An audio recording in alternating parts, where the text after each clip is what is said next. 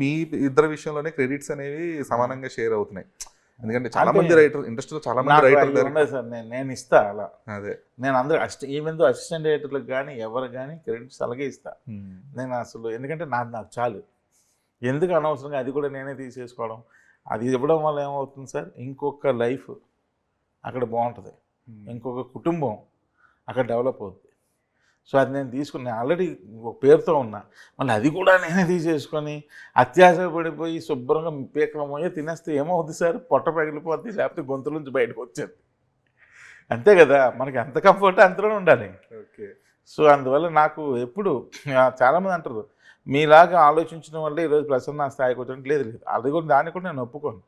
ఎందుకంటే ఆయన రైటర్గా ఆయన కష్టపడుతున్నాడు, ఆయన కష్టపడకుండా ఉండడుగా. ఆయన కష్టపడతాడు, లొకేషన్లో నాతో ఉంటాడు ప్రతిరోజు. ఏ రోజు లొకేషన్లో ఎప్పుడైనా మిస్ అవ్వచ్చు, కానీ మ్యాక్సిమం లొకేషన్లో ఉంటాడు. టాకీ ఉన్నప్పుడల్లా, అంటే డైలాగ్ పార్ట్ ఉన్నప్పుడల్లా. లేదు, అది అప్రిషియబుల్ అండి. ఎందుకంటే giving credits is something industry is missing. అంటే మీ ఒక్కల విషయంలోనే కాదు, చాలామంది ఫిల్మ్ మేకర్స్, చాలామంది రైటర్స్ చాలాసార్లు చెప్పుకుంటారు.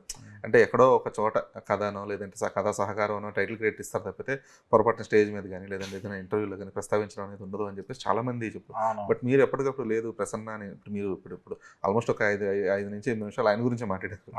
సో ఆ టైప్ ఆఫ్ క్రెడిట్ ఇవ్వడం అనేది కూడా, అంటే మీరు ఎంతవరకు ఇచ్చి ఆయనకి రెస్పెక్ట్ ఇస్తున్నారని పక్కన పెట్టేస్తే ఆ టైప్ ఆఫ్ మైండ్ సెట్ ఉండడం అనేది అప్రిషియబుల్ అనమాట. సో ఆ విషయంలో మాత్రం యూఆర్ గ్రేట్ అండి.